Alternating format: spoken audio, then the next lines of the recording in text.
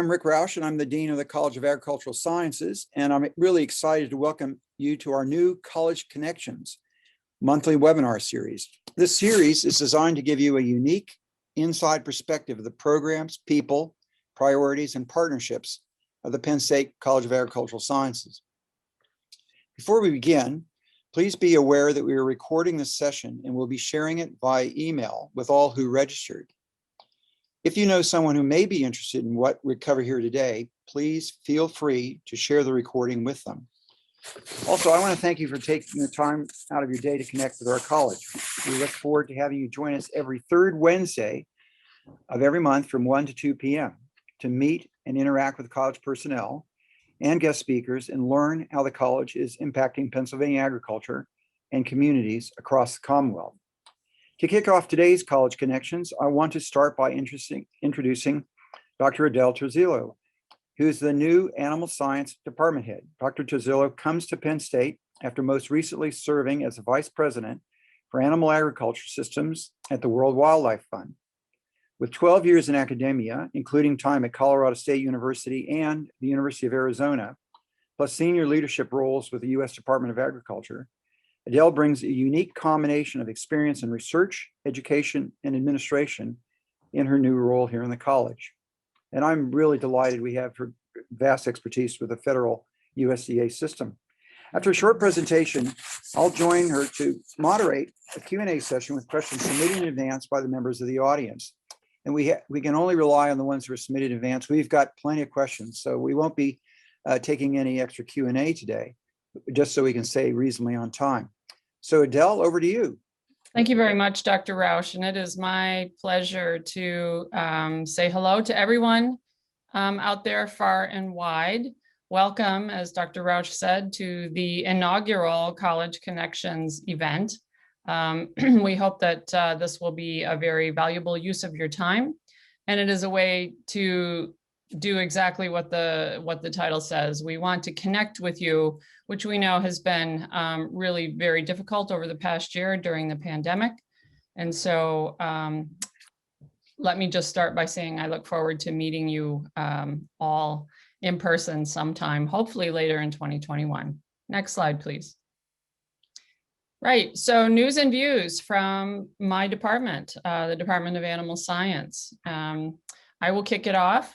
I want to give you a little bit about my background, who I am, where I came from, why I came to Penn State, a little bit about my vision for the department going forward. And then, as Dr. Roush said, we'll answer some of your questions later on. I'll be followed up by Senior Associate Dean Steve Loerch, and he will be talking about a really exciting development, and that is our new building, which is scheduled to be completed in September 2021. I won't take away any more of Steve's thunder. I'll leave that for Dr. Loerch. Next slide, please. So who am I? I'm a farm girl from upstate New York. I grew up in Chautauqua County, which is highlighted in red there on the slide of New York State, the map of New York State. My hometown is Forestville, New York. Population when I lived there, 804, but it has dropped since then. I actually did a little Google measurement, and I always tell people I grew up 35 miles south of Buffalo, New York. But in fact, my hometown is also about 35 miles north of the New York-Pennsylvania border. So Western New York, fairly close to Pennsylvania. I went to Cornell as an undergraduate and had no intention of studying agriculture. However, agriculture was really in my blood. I grew up on my grandfather's farm, and we were surrounded in that part of the state by vineyards, potatoes, which was our cash crop on our farm, and of course, dairy farms. At Cornell, I totally changed my career path, which was originally to study medicine. And that was based on my undergraduate research experience, which was in the College of Veterinary Medicine in a lab that was working with dairy heifers as an experimental model to study reproductive physiology. I totally fell in love with the animals. I fell in love with the research and discovery process. And that's really the basis that led me to where I am today. Next slide, please. So I did a bachelor's degree in biological sciences and then went on at Cornell to gain my PhD in physiology, again, using the dairy heifer as a model to study ovarian function and how hormones control the function of the ovaries in cattle, which of course we know is very important to address fertility issues in our dairy cows. I later did postdoctoral study at Colorado State University, where I switched to the sheep as a model. And the reason for that is because the sheep is an excellent model to study hormones that come from the pituitary gland. These are hormones that control pretty much all of the reproductive events in both males and females. And so those are the animals that I have worked with. After Colorado State, next slide, please. I took a faculty position at the University of Arizona, where I was assistant professor of physiology and animal science. Went back to my first love, which is the dairy cow and reproductive physiology. Continued our work there, where I mentored graduate students. I had a USDA-funded research program. I taught classes both to undergraduates and graduate students, and I provided service to the community. This was a great experience. I love being on faculty and I love being in academia, but being out west was a little bit hard for family reasons. My husband's family and my family are all from the Northeast, and we really felt a strong pull to come back to the East Coast. Next slide, please. And so I entered federal service in 2004, first at the FDA Center for Veterinary Medicine, where I worked on new drugs for use in food animals. And I also worked on international trade barriers having to do with beef and beef products produced in the United States. After 4 years at FDA, I moved to the US Department of Agriculture, where I worked for the National Institutes of Food and Agriculture, also known as NIFA. This is one of 17 agencies that comprise USDA, and NIFA is the one that administers extramural grants for research, education, and extension. So I worked in animal systems there. I was a national program leader for animal systems, where I set priorities for national grant programs. I later went on to become director of that division, and I oversaw all of the programs at NIFA that funded work for animal systems research. So this gave me great insight into our land grant system across the country, gave me great national perspective of animal science departments all across the country, and was just a fantastic experience. And I was really honored to work for the US Department of Agriculture, and I'm very proud of my service there and proud of my team's work that was done while I was there. After USDA, as Dr. Roush mentioned, I was briefly with the World Wildlife Fund, where I was vice president for animal ag production systems. And the World Wildlife Fund is really interested in coming up with global strategies to make food animal production more sustainable. This was an interesting opportunity to work in the nonprofit sector, and it really rounded out my academic, federal, and then nonprofit experience. Next slide, please. But I had always planned to come back to academia. It is my first love. It is the environment where I feel the most comfortable. And the opportunity here at Penn State came at the right time. I was looking for a change, is in the right location geographically for my family. And I knew from my work at Penn State and also from my work as a reproductive physiology researcher that the department here was very strong. And so when I saw this opportunity become available, I was very, very interested in it.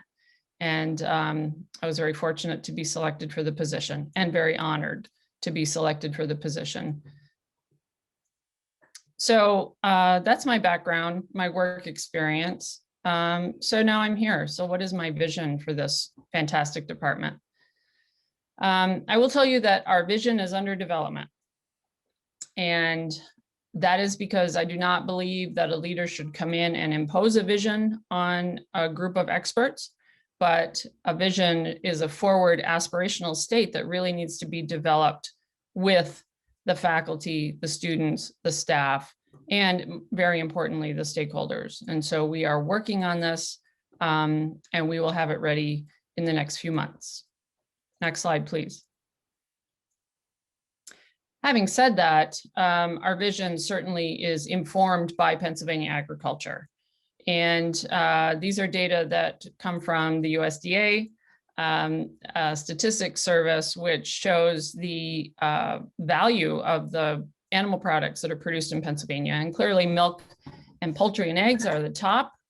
They make up about 48% if you, in rough numbers, if you add those together. And then if you go down further in the list, I have the animal products highlighted there. If you add those up, fully about 64% of the value of agricultural products produced in Pennsylvania are of animal origin. So this simply indicates how valuable and how important our animal industries are for Pennsylvania. Next slide, please. Actually, can you go back, Dr. Roush? I want to mention, I think this is a good slide. I don't put these photos on my slides just to make them look pretty, but I put them there to remind me of various things. And the slide in the bottom right-hand corner is there to remind me that we have a very diverse animal agriculture landscape, if you will, in this state. And I think it is very important for our department, our college, and our university in general to make sure that we are serving all sectors and all types of stakeholders across the state, urban, suburban, rural, and all types of production systems, whether they be large technologically based systems, small backyard systems, plain sex systems, you name it, we are responsible. If they produce animals there, then they are our stakeholders. Next slide, please. So my vision for research is certainly to continue to strengthen the areas of research expertise that are known to be very strong at Penn State. Animal nutrition, animal reproduction, animal genomics. We're already very strong in those areas. But I feel that we could be even stronger and perhaps expand our research enterprise by diversifying our funding portfolio and really growing our program, perhaps by attracting more graduate students or even more faculty members down the line. I believe it's important to balance fundamental and applied research. Fundamental research really tells us the nuts and bolts of how things work, but that research is really not useful unless it is related to a question or a problem in the real world. And that's where that transition from fundamental to applied research happens. And that's really exciting. And so I believe we need to achieve a balance between those two types of research. And I also think it's very important to leverage the fantastic opportunities that we have here at Penn State University for interdisciplinary research. And I feel that this is important because when we think about the major challenges that are affecting animal production systems, and we'll probably get into a few of those in the question and answer session, it's very clear to me that answers to those big questions are going to take conversations and collaborative work between researchers from different disciplines. Next slide, please. My vision for education is simple, and that is we need to prepare students to be the next generation of leaders in animal agriculture. I believe that communication skills are absolutely essential and foundational to this preparation. I believe that hands-on instruction as well as theoretical instruction are both important. And I feel that real-world experience is important as well. Next slide, please.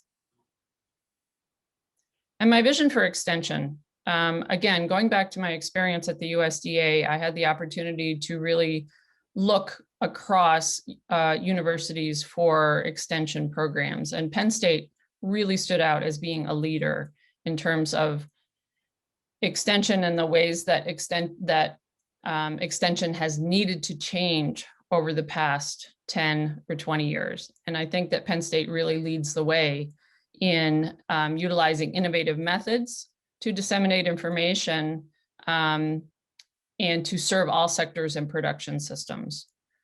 I think it's also important that extension collaborate with researchers on those cross-disciplinary topics that I just mentioned a couple of minutes ago. Next slide, please. That is a very brief introduction to me and a little bit about my vision. And it's time for questions, Dr. Roush. Thank you very much, Adele. I'll just end the show and stop sharing the screen. There we go. So, we had a number of questions submitted, and one of the first questions was, what are your thoughts and hopes for Penn State Extension in the coming years? And there's a parallel question for Adele, which is, how do you look to foster collaboration between animal science faculty and extension? Let me just talk first about the broader issue. So my vision for Penn State Extension is really one that was developed by Extension Director Brent Hales and his team, and I fully endorse it. The vision is that Penn State Extension will be a transformative educational organization, the premier cooperative extension system in the United States, and a world leader in non-credit education and consulting. And I've had a point of view about this for some time because some of you may know, I worked for 16 years in the agricultural system in Australia, which is also a very advanced agricultural production country, but lacks the cooperative extension system we have in the United States. And it's not until you work for an extended period of time in a country that doesn't have cooperative extension that you'll finally appreciate how important it is to our prosperity and the growth productivity of agriculture. So it's really important to do this. So I really think we could be the world leader. It's well within our grasp to be the world leader in non-credit education and consulting for agriculture. So there's a pretty broad aim to get to. And I think a key thing for us to be able to achieve that is we need to expand our budget.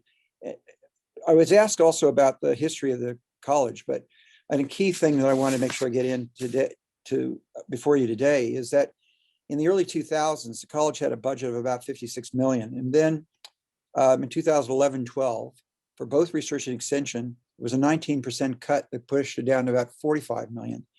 Even today, at $55 million, we're not to where we were for a budget in 2008. So we've nowhere near kept up with inflation. So an implication of this is we don't have the resources to deliver even what we're delivering in 2008, and yet our problems have expanded. Every time you turn around, there's another one, spotted lanternfly, for example. So part of my my aspiration for college and extension is to get its budget back up to a reasonable level so we can fully deliver everything that's needed in the state of Pennsylvania and help support agricultural growth.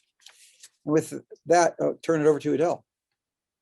Right. So the question that was posed to me is how to foster collaboration between faculty that have extension appointments that are located here at University Park and 100% extension staff, which are typically located out across the state. And I think what it comes down there is dedicated communication and regular communication. And I think our dairy group does a very good job at this. So they have monthly meetings that bring these types of faculty and extension staff together. And I have sat in on a few of those meetings, and these are incredibly important and informative because the extension staff that are out across the state, they're on the farms, right? They have developed rapport with the farmers. They have that real world hands-on information that they can then communicate back to the faculty that sit here. So I think that regular open lines of communication are very, very important. At the same time, I think it is also incumbent upon extension faculty who have their primary base here in State College to also, pandemic aside, get in their vehicles and get out on the farms and talk to the producers, because that's where it's really happening. And I think it's all about, to me, extension is all about communication and developing trust and rapport with people. And even in this world of Zoom and virtual communication, I don't think there's anything that can replace face-to-face interaction. And once the pandemic is over, I'm hoping we can really return to that. And that's what I will stress among my extension staff. Thank you, Adele. So what are the next, well, there's a question about how the college has changed size over the past 50 years. And I'm not sure if Adele could get an answer for the department, but interestingly enough, I struggled to find data on what the college was like 50 years ago. A lot of information about it, what it was in the 1860s, the early 1900s to 1920s, and a lot of information from 2000 onward, but I haven't really been able to develop a good picture of this, so that's a challenge. But certainly a lot of things in agriculture have changed during that time period. We've increased agricultural productivity enormously. As Steve Loerch likes to remind us, we've more than doubled food production per acre, per cow, per chicken. Within the college itself, 50 years ago, it most certainly would have been majority males, but today, the majority of our students are women, and not 75% males it once used to be, but a majority of women. Within the university has grown enormously. At least 4 major institutes that we interact with quite a lot have grown, including the Social Sciences Research Institute, the Huck Institute of Life Sciences, and the Institute of Energy and the Environment. Our student numbers have increased. I'm not quite sure how much, but since 2011 alone, we've increased from about 2,200 students to 2,900 students. So there are a number of ways in which the college has grown and agriculture has changed. Adele? Yeah, so I was able to go back 40 years, not quite 50, but if we go back 40 years, in 1979, there were 38 faculty members in the Department of Animal Science. And then if you fast forward into the 90s and the 2000s, numbers went down a little bit. They fluctuated according to retirements and funding levels, et cetera, et cetera. But in the 90s and 2000s, the faculty numbers were between 25 and 30. It reached a low of 20 in 2015, and that was due in part to several retirements. And as many of you know, there was a merger in 2012 of the Departments of Animal Science, Poultry Science, and Dairy Science. So that was a time of great change. But fast forward to today, in 2021, we have 28 full-time tenure track faculty members. And I'd just like to add, in terms of growth and so forth, about student numbers. Animal science is now at about 350 students. Also highly relevant to this discussion is the number of students in veterinary and biomedical sciences, which has grown over the last decade from 180 to 320 students. So between those two departments, animal science and veterinary and biomedical sciences, there are something like 670 students working with animals in the college. It's a pretty spectacular number. And that's certainly grown a lot over the last 50 years. So I might move on to the next question. One of the questions that was asked was, do you see down the road Penn State developing a school of veterinary medicine? We already have a physical plant and pre-veterinary curriculum in place, and the current agricultural science faculty to complement the additional faculty needed to staff the veterinary school. Well, unfortunately, I think we'd be a long way off from being able to create a veterinary school, because it's actually quite difficult. This has come up quite a few times in the last few years, especially after Governor Wolf proposed a few years ago to cut the $30 million a year the state provides to the UPenn vet school as an economy move. And I know that a lot of the interest in this is driven by the great demand for large animal and livestock veterinarians, which is very difficult to meet. But we're actually a long way from having an adequate physical plant to support a vet school, because we barely have enough facilities for our current undergraduate population, which, as I just said, is about 670 students. And really, to do this, we need at least another building. And Steve, I think, will tell you in a few minutes about a new building we are constructing at a cost of about $90 million. So right up front, to create a vet school here, we'd probably need another $100 million investment in a building. And we'd also have to compete with that $30 million a year subsidy that the Penn vet gets. So to be able to build a vet school in Pennsylvania would be a pretty big lift. I have to say, I've had experience with this at two other places. In Mississippi State, when they built a vet school while I was there, and also with the University of Melbourne, where my school, agriculture, worked closely with the vet school. The vet school in Mississippi State took about a decade after it was constructed before it finally built up in student numbers enough to be viable. So this is not an undertaking for the faint-hearted to try to create a new vet school in the 21st century. So with that, I want to hand it back to, well, like the next question was vision for future of digital learning. I'll just give my view on it. Before this year, before the pandemic, we talked about delivering a lot of things digitally, and the response from a lot of the audience was, well, I don't really want to do that. But necessity really is the mother of invention. And over the last year, especially when there were discounted or free courses offered by Extension, we've had some 613,000 registrations in online courses. Think of it, over 600,000 enrollments. So it's these days, that's a lot of votes that suggest that digital education has got a bigger role in the future. And I think there are lots of things we can do, and it's something we want to grow. And one of the reasons that part of the vision is to be a world leader in non-credit education and consulting, a lot of that by digital. So Adelle, digital and other virtual experiences for animal science. In a word, yes. I think that a silver lining of this pandemic year has been that we do see that we can teach very effectively in a virtual environment. It's not going to replace in-person learning, but I think it has really opened a lot of people's eyes to the utility of that platform for learning. This is not a brand new thing. There are other universities and other universities that are working together to offer educational opportunities. And certainly we have our World Campus classes, which are tremendously successful in many ways. So, so yes, I think that virtual learning is here to stay, but it will not entirely replace our in-class classroom traditional mode of teaching. Okay, I'm conscious of the time, and I know Steve has a great presentation to give to you about the new Animal and Veterinary Biomedical Sciences building. It's easier for me to spell it out than give the acronym, Steve.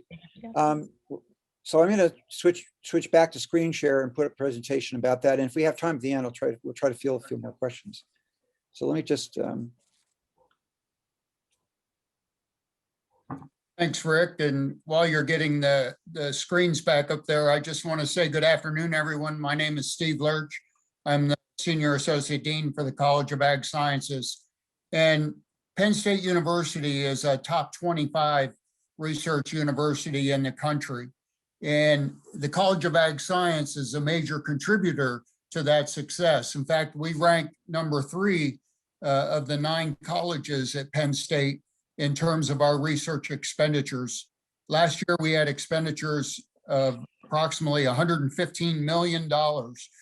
These were dollars that faculty generated through their research programs and obtaining funds from government, industry, nonprofits, et cetera, to fund their research enterprises. Tremendously successful, and we're conducting research that transcends scientific disciplines and provides real-world solutions to the most pressing problems of our time. And in this pandemic, we have not taken a pause. Not only did our faculty transition to a remote teaching process, our extension educators and faculty also had to transition to a remote outreach education model. And I'm really excited when I hear Director Brent Hales talk about the success that his team has had in outreach education. Over 630,000 people have participated in online learning opportunities through Penn State Extension. Absolutely remarkable. On the research side, we also have not been in a slow down mode. Our faculty have submitted over 900 proposals this past year, research proposals through our grants and contracts office. Remarkable achievements. Our undergraduate and graduate enrollment is really solid and has not taken a slide at all as a result of the pandemic. And the bottom line is I have an opinion that no land-grant university is stronger than its College of Agricultural Sciences. And here at Penn State, we're doing our part to make it, Penn State strong. One of the things that allows us to have this success is the strength of our academic departments. The animal, veterinary, and biomedical sciences departments represent about a third of the undergraduate students in our college, those 2,000 students that we have here on campus.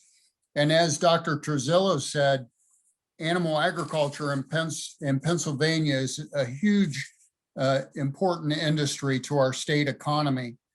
The Department of Animal Science and the Department of Veterinary and Biomedical Science contributes to those successes. As we look back 5 or 6 years ago, we were really struggling with the Henning building, the building that housed these two departments. And Dean Roush had the foresight to go down to Old Main and convince the provost and the president that we would be better served with building a new facility, a new office, laboratory, and classroom facility for these two departments than to pour money into the aging infrastructure that represented the Henning building. That building had a $25 million deferred maintenance bill to fix infrastructure such as these are structural issues: heating, ventilation, roof, basement, foundation, all those kinds of things. And Dean Roush was able to convince the provost and president to invest in a new building. And I'm delighted to share with you that campus contributed about $100 million towards this building project that would allow us to expand our capacity, to improve our research, and to better serve our undergraduate and graduate students. And Rick, if you could show me the next slide, I want to tell you a little bit about this project. This building is just a tad over 100,000 square feet. It's adjacent to our Animal Science and Industry, Agricultural Science and Industry building, ASI, and connected on all 3 floors. It will be home of both of our animal departments, the Animal Science Department and the Veterinary and Biomedical Science Department. It has a state-of-the-art vivarium in the basement, and the connectivity with the ASI building will really enhance collaborations. The building comprises research labs, technical spaces, facilities for teaching, offices, and collaborative spaces for students, faculty, and staff. Next slide, Rick. This is a picture of the building that's coming across Shortledge Avenue, across from the Ag Engineering building. Next slide. And this view, this perspective is from the building, the business building. Next slide. We are well on the way in construction, and here you can see a slide with the building enclosed. We were fortunate to be able to get the building enclosed before the winter months hit. So the Turner Construction's been able to function through the pandemic and unhampered by all the winter weather we had this year. Just another angle.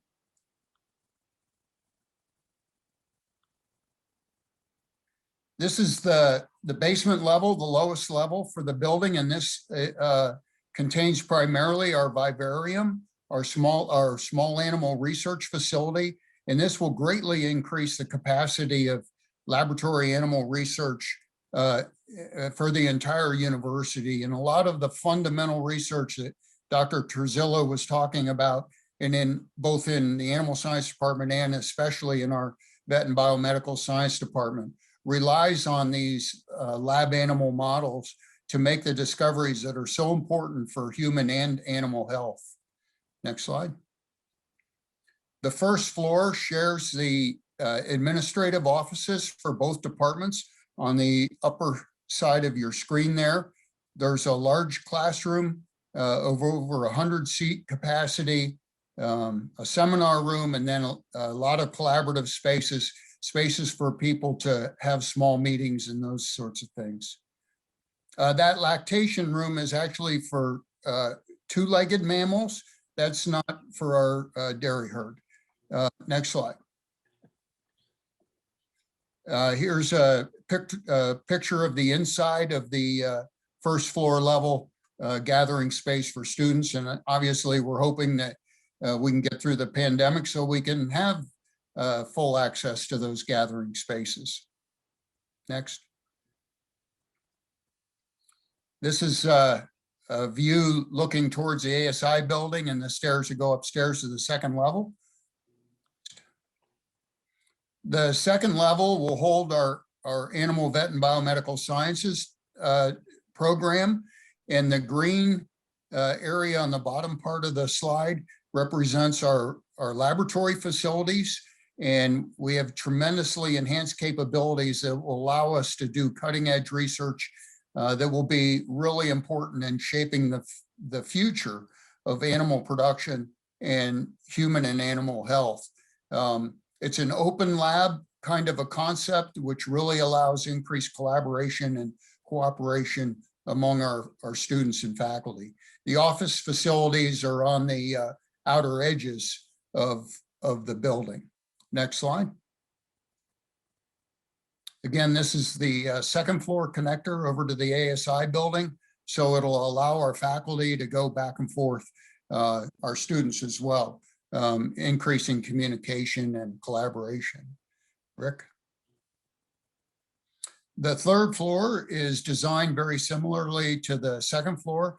The third floor will hold the animal science department and those people that will be moving into the new AVBS building. Offices on the top there and laboratories represented in green. A lot of spaces for grad students, and then also some conference rooms and seminar spaces. Next slide. This is just a picture graph of one of the laboratories. Next. This discovery research that this facility will allow us to execute will really provide a safe and affordable and abundant food supply for the future. And this is why we're so excited about this building. Our opportunity to bring about the next round of discovery that will take us into the future and solve society's greatest problems, mitigating the environmental impact of food production, enhancing human and animal health. This building will allow us to realize these goals, and it's up to us to find the funds to finish and furnish this building so that it can achieve this great impact and be the asset that we desire. And like all of our other recent building projects, we're working with donors to name spaces within this building to raise funds to support our efforts. So despite this pandemic and the challenges that we've faced, I'm proud to tell you and pleased to tell you that the project is on time and under budget, and completion is set to occur this fall. Hopefully we will be moving in the building in late September or early October. So thank you very much. Okay, so thanks very much, Steve. Thanks for the update, and thanks for Steve's giving me a great deal of praise for this, but there were many hands that helped with this, including members of the Board of Trustees who came and had inspection of the building, coincidentally enough, just when we had extra pipes breaking in the building, so well-timed visits. Members of the Board of Trustees, including Chris Hoffman. So it's been really incredible to watch the AVS building move along. And it's great to be able to kind of look out the building and see how it's going. So it'll be finished before we know it. As Steve said, it's going on time. Today's webinar is just the first in this new College Connection series. I hope you've enjoyed it. I'm sorry we didn't get to more questions, but I'm going to volunteer us to endeavor to try to get at least brief written answers to the questions we missed out to the people who have attended. Please make note of the upcoming sessions and their topics that are listed on your screen. So these are the upcoming ones. So I want to take it and keep an eye on your email for future invitations to register. Before I close, I want to take a minute to express my gratitude to the staff members in College Relations, Alumni Relations Development for collaborating to put this series together. It's not a small undertaking, but we're thrilled with a turnout of over 180 for this first webinar. And I want to thank Adelle for joining us, giving us a chance to get to know her and her visions for the department and answering some of the great questions for our audience. And thanks, Steve, again for the excellent update. But last but not least, I'd like to thank all of you in the audience again for joining us. We hope you've enjoyed this first webinar, and we look forward to having you join us again on March 17th for a discussion with our researchers on the science behind the development and effectiveness of vaccines, and what could be more topical than that. So thank you all very much.